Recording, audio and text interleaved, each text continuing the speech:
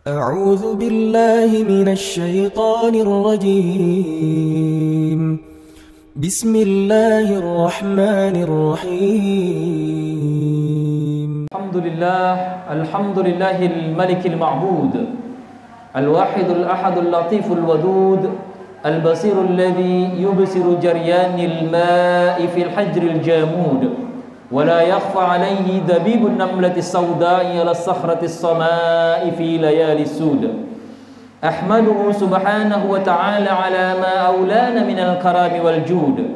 أشهد أن لا إله إلا الله وحده لا شريك له شهادة تشفع لقائها في ضيق اللحود. وأشهد أن سيدنا ونبينا محمد صلى الله عليه وسلم نبي تشرفت به الآباء والجدود. اللهم فصل وسلم وبارك على هذا النبي الكريم والرسول سيد السند العظيم ذي القلب الرحيم سيدنا محمد وعلى آله وأصحابه أجمعين صلاة وسلاما دائمين متلازمين ما نبتت ذرع وأوراق عود وسلم تسليما كثيرا أيها الناس اتقوا الله حق تقاته ولا تموتن إلا وأنتم مسلمون. Sidang jamaah Jumat yang dimuliakan Allah Subhanahu wa taala. Pada Jumat kali ini izinkanlah saya selaku khatib untuk berwasiat baik kepada diri pribadi maupun kepada kita semua. Marilah sama-sama kita meningkatkan kualitas keimanan kita. Marilah sama-sama kita meningkatkan kualitas ketakwaan kita. Takwa dengan sebenar-benarnya takwa. Takwa dengan menjalankan perintah Allah Subhanahu wa taala. Takwa dengan meninggalkan seluruh larangan Allah Subhanahu wa taala. Allah menyebutkan di dalam Al-Qur'an kata bertakwalah lebih dari 50 kali. Seakan-akan Allah ingin mengajarkan kepada kita begitu pentingnya takwa dalam kehidupan kita. Oleh karenanya kita tidak mungkin hidup bahagia tanpa ada takwa dalam diri kita. Apakah hidup di dunia, terlebih tentunya hidup di akhirat kelak. Sidang jamaah Jumat yang dimuliakan Allah Subhanahu wa taala. Setelah kita bersyukur kepada Allah Subhanahu wa taala atas segala limpahan rahmat dan karunia-Nya yang diberikan kepada kita. Kemudian kita berselawat kepada Nabi besar Muhammad sallallahu alaihi wasallam. Kita bermunajat, bermohon semoga Allah Subhanahu wa taala menerima segala amal ibadah kita. Derap langkah kaki kita dari rumah atau dari manapun menuju rumah ibadah ini dihitung pahala oleh Allah Subhanahu wa taala. Ketika kita keluar rumah juga dihitung ibadah karena kita mencari nafkah ataupun mencari ilmu. Bahkan kita juga tetap berharap ketika kita terlelap, ketika kita membaca doa Bismika Allahumma ahya wa bismika amut, berharap tidur kita juga merupakan ibadah sehingga kita dibangkitkan kembali dari tidur kita.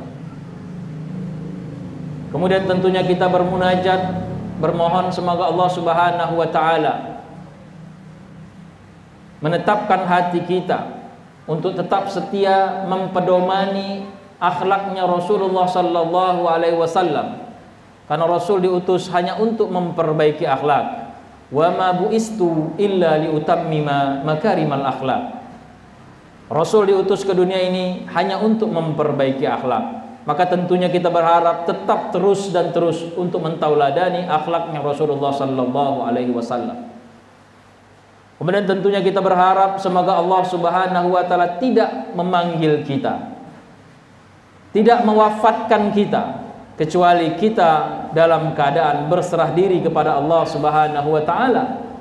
Sebagaimana firman Allah Subhanahu wa taala dalam surat Ali Imran, "Wala tamutunna illa wa antum muslimun." Dan janganlah kamu mati kecuali dalam keadaan Islam. Sidang jamaah Jumat yang dimuliakan Allah Subhanahu wa taala, saudaraku, anak didik, pada khutbah yang singkat ini marilah kita perhatikan hadis Rasulullah sallallahu alaihi wasallam yang diriwayatkan Ibnu Majah yang seyogyanya kita amalkan setiap hari, dan saya juga yakin beberapa kita sudah mengamalkannya, yang bunyinya doanya adalah Allahumma inni as'aluka ilman nafi'an wa rizqan tayyiban wa amalan mutaqabbala. Rasul mengajarkan kita doa ini kita baca setiap pagi. Apa itu yang kita inginkan? Yang pertama adalah ilman nafi'an, ilmu yang bermanfaat. Kalau kita bercerita tentang ilmu yang bermanfaat, maka paling tidak ada dua tolak ukurnya. Ilmu yang bermanfaat, yang pertama tolak ukurnya adalah apakah ketika kita belajar atau apakah ketika kita menimba ilmu itu menambah keimanan kita. Termasuk ketika kita mendengar khutbah ini, apakah ketika mendengar khutbah ini menjadi ilmu yang bermanfaat? Indikatornya adalah apakah khutbah ini meningkatkan keimanan kita atau tidak. Ketika iman kita bertingkat atau meningkat, menambah baik, menambah kedekatan kita kepada Allah Subhanahu wa taala, maka majelis ilmu yang kita hadari, baik yang formal maupun yang tidak formal, ketika di majelis-majelis ilmu atau di sekolah-sekolah, siyogyanya ilmu itu menambah keimanan kita.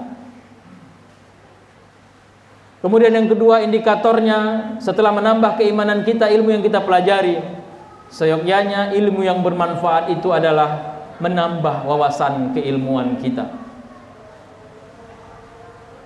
Maka pertanyaan kita pada kita semua, khususnya adik-adik kita yang belajar ini, apakah ketika di sekolah, ketika guru mengajarkan kepada kalian, apakah kalian bertambah keimanan kalian? Apakah menjadi dekat dengan Allah Subhanahu wa taala, Sang Pencipta yang menciptakan ilmu, yang memberikan manusia ilmu pengetahuan,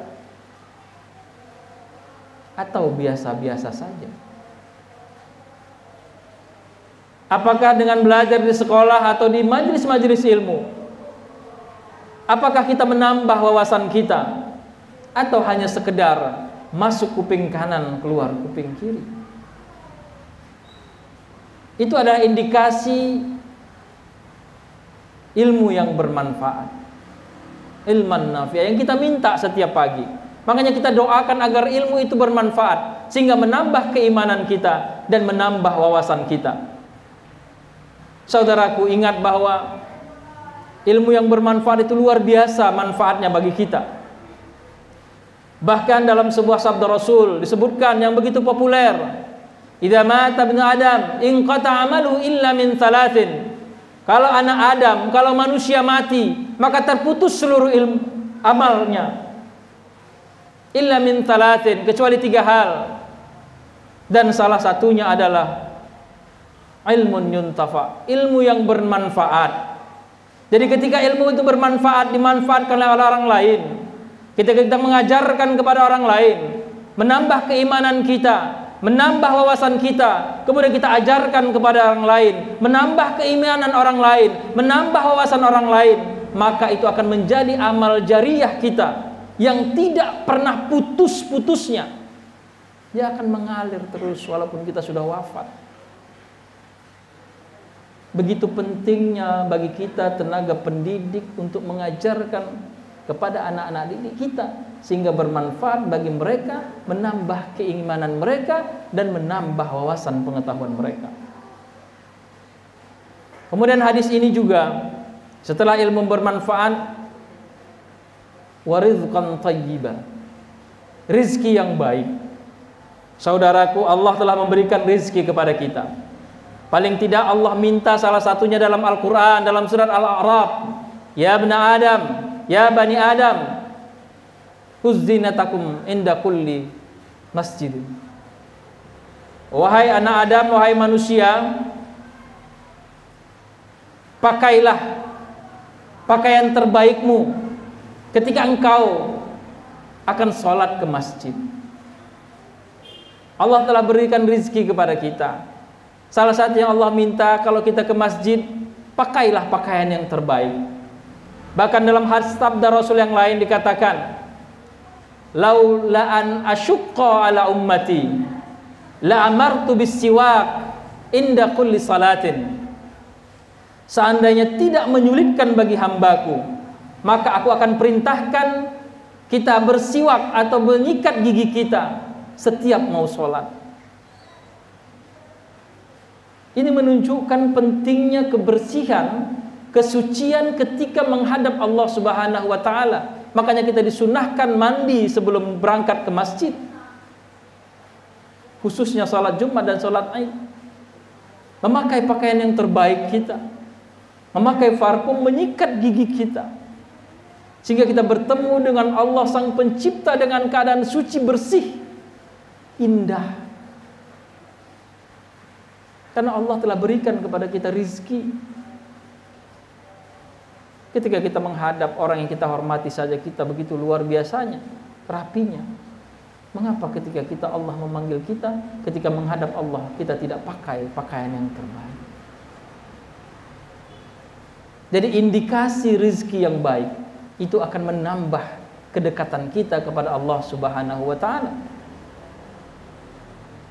Dan yang ketiga, doa kita adalah wa amalan mutaqabbala, amal yang diterima Allah Subhanahu wa ta'ala. Apa indikasinya ketika amal kita yakini diterima Allah Subhanahu wa ta'ala?